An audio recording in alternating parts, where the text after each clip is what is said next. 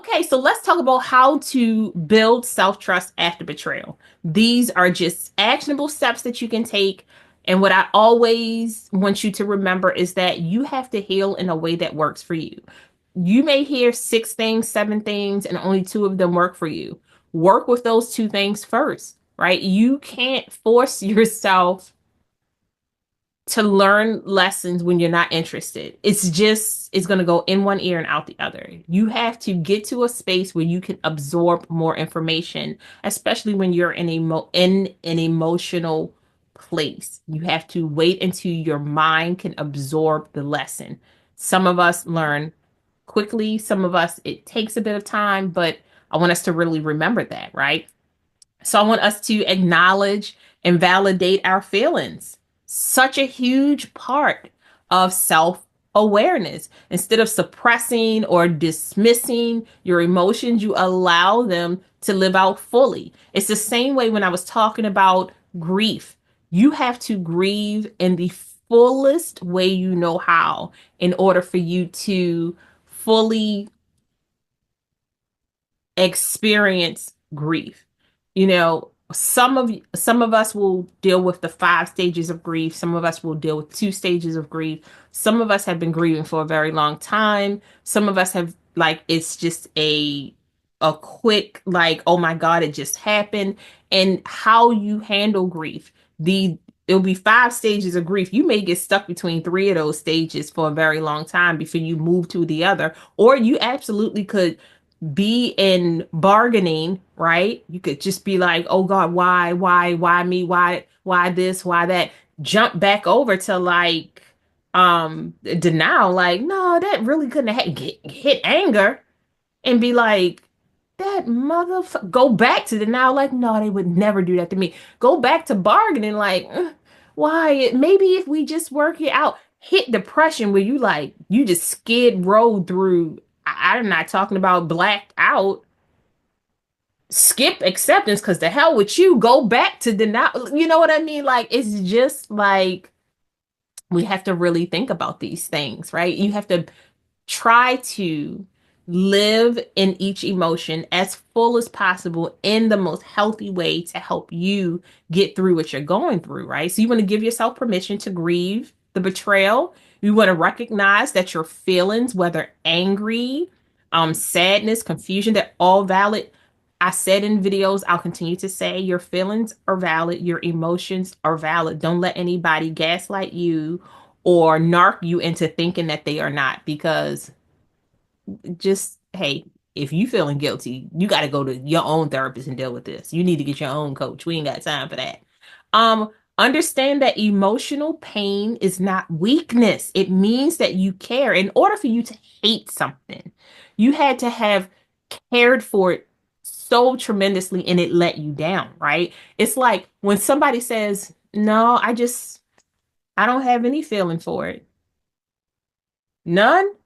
You never invested in it at all? No, I didn't. But when somebody says, I hate that motherfucker, you like, yeah, they didn't they touched the nerve, right? That you cared about whatever they affected so much that now the visceral reaction is this flip side.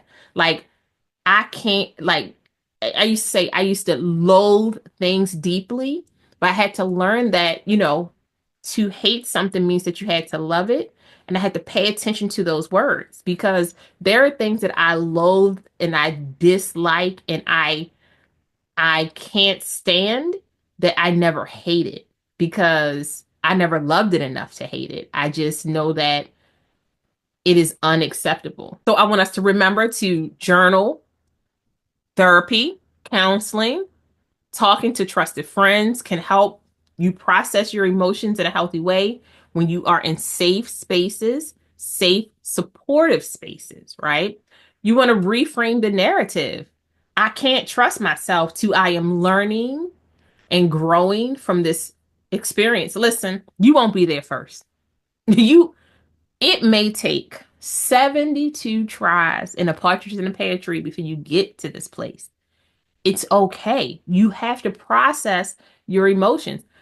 Some people can get there in a couple of weeks. They're like, you know what, that was really crazy, but I gotta figure out how am I gonna pivot for this? What am I gonna do? How am I gonna grow? I trusted somebody who betrayed me, but that doesn't define who I am or my ability to move forward or love someone. You have to look at it in different ways. Shift from self-blame to self-compassion. It happened. The infidelity happened. The betrayal happened, right? I can't go back and change that, but I can change what the future looks like. And once you get to that place where you can change what the future looks like, you are now in control of your life. I love it. Makes me happy. Makes me so happy. Strengthen your intuition. Rebuilding self-trust means reconnecting with your inner wisdom, learning how to practice listening to yourself, reflecting on past experiences, and engaging in mindful practices. Being present, being attuned to your body. When somebody says something, what part of your body gets that tingle? When somebody walks into a space, what part of your body feels the emotion? When you're having a conversation, what part of that conversation just moves your gut, right? What part of that conversation makes your heart palpitate? What part of that conversation stimulates your brain? Learning how to be very mindful, but that takes practice. You being able to shut out other noises, to trust your gut, right? To look at the past experiences and figure out where in your intuitive journey did you make good decisions for yourself, and then building trust in yourself from that space. You want to learn how to distinguish the difference between fear and genuine intuition. Remember, your intuition has statements. This is not safe for us. Fear, is this not safe for us? Wait a minute, I have questions. Two different things. Set and enforce boundaries. I am so big on self boundaries. I believe that when we create boundaries for ourselves in a healthy way, and we teach people how to live in those boundaries in order to be around us, it creates a space of respect and protection, but it also holds you accountable for when you let other people railroad or run over your boundaries. Such a clear way to set limits in relationships and not prevent harm, but really give you some padding so that you can see the flags that are popping up, so that you can see the traps that you're going to fall into, you, so you can figure out what the triggers are, right? So you want to so you want to clearly define what behaviors you will and won't accept from yourself and other people. You want to learn how to have a healthy way of communicating your needs assertively. Be very firm in what you believe. You do not have to be aggressive in order to be assertive, but you can be aggressive if you need to. Believe you me, okay? And then you want to learn how to remove toxic influences that make you question your worth. The internet, social media, people that you meet, a church you go to, the market you go to, the books you read, the movies you look at, the place you work. Listen, when you are talking about setting and enforcing boundaries, nobody said this was going to be easy. Nobody said this is going to be like, this is the yellow brick road, okay? And you are you are in the territory of the monkeys, and you have to learn how to be very steadfast, right? Boundaries don't have to be isolating. It's about creating emotional safety, creating emotional stability, creating what? Supportive safe spaces. Why? Because your feelings are valid, your emotions are valid. We are protecting ourselves in a healthy way. We are working on self compassion. We are working on building trust in our inner wisdom. We are learning how to connect like so deeply with our genuine intuition. Don't forget, your voice matters, how you feel matters in this relationship. And that's something that I really hope that you will truly take time to build on. I also want you to remember that we should be engaging in self compassion and positive self talk. You guys know I love to hype up a person, but you got to hype yourself up too, babes. You got to hype yourself up. I was so stupid to trust them. No, no. I trusted them because I believe in love and honesty. I don't think like that. And that is not a reflection of who I am or the kind of person that I am or even the kind of person that I pick, right? Like I I didn't date you and thought to myself, this looks like a cheetah. I think I'm gonna pick me a cheetah. Now, some people will pick a cheater and then their feelings be hurt when they get cheated on too. I can't help you. This course isn't for you. This course is for this course isn't for you. You know what? This course can be for everybody, creating safe spaces for people to be able to hear. We listen and we don't judge. I feel like I'm being sarcastic, but like if you walked into that situation knowing what you were walking into, I need you to really go back to the beginning of this program and start over. You've made it too far. We really need to work on some things. Words matter, right? So I'd much rather uplift a person than tear them down. That's why you're going to go back to the beginning of this class and start over. Because if you walked into a relationship that was already pre-made, you and the person that you had a woody whoop with, y'all might want to work on that, right? Uplifting, not judging. I feel like I'm judging. It feels so personal sometimes. That's all I'm saying, y'all. Rebuild confidence through small wins. I believe in celebrating small wins, man. Get yourself some post-it notes or cut up some paper into small squares. Get a mason jar. Decorate your mason jar. Put like some little rhinestones on it, maybe some flowers. You might want to paint it up, etch your name into it. And this can be your win jar. It can be your victory jar. It can be your confidence rebuilding jar. And when you do something that you're super proud of yourself with, like get up and take a shower, you drop a little note in here. Oh my gosh, I didn't cry for 20 minutes. Drop a note in here. I went to work, all of my clothes matched. Whoop, whoop. I'm telling you, emotional warfare will have you outside looking crazy. It will have you outside looking crazy. Be like, I would have never stepped outside like that had I not been that emotional state. I feel like somebody, did nobody stop me? Oh, you did, and I didn't listen. Okay. So self-trust is rebuilt one decision at a time. Remember, I told you, you have to trust the small things that you do, right? So it starts with commitments in the morning, getting a little bit of sun, taking a 5 minute walk, going out on the front porch, taking a shower, washing and combing your hair, little small steps, moisturizing your skin, sitting down and being able to look at yourself in the mirror, watch yourself cry, clean up your face and moisturize your skin. It's such a big win when you're going through things like this.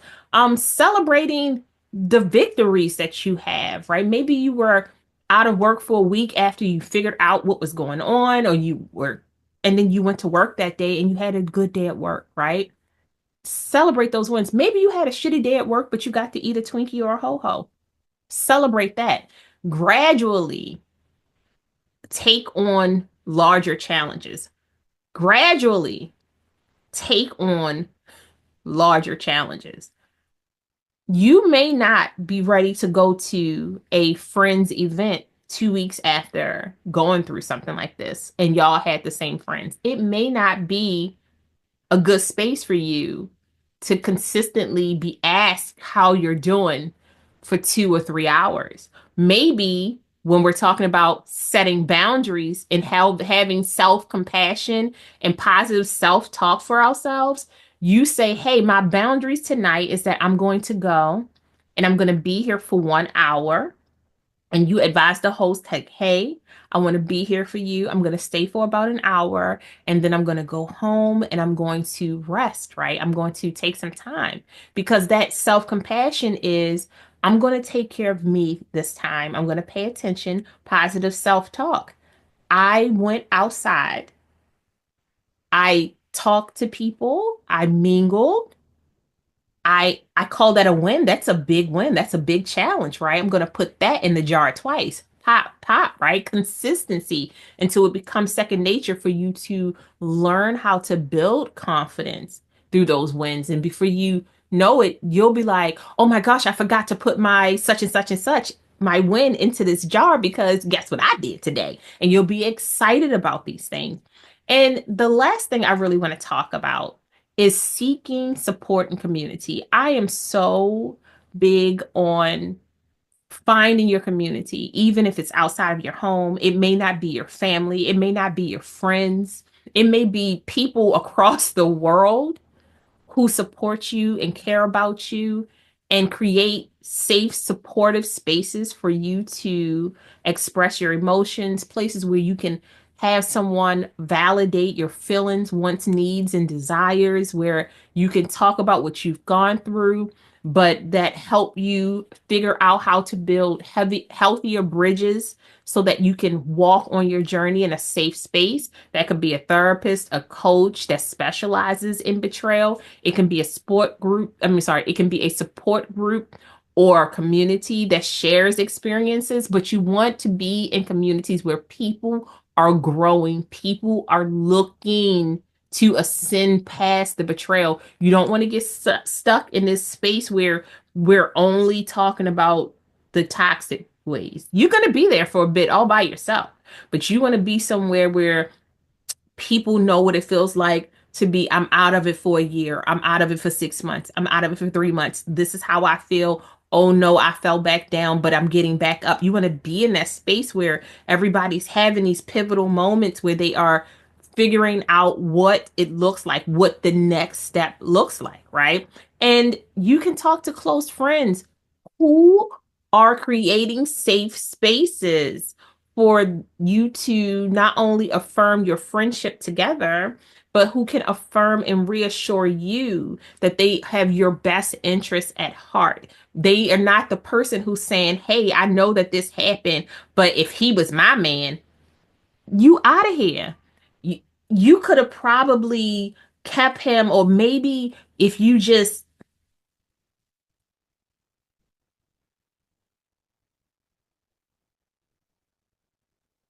last conversation, right? Last conversation.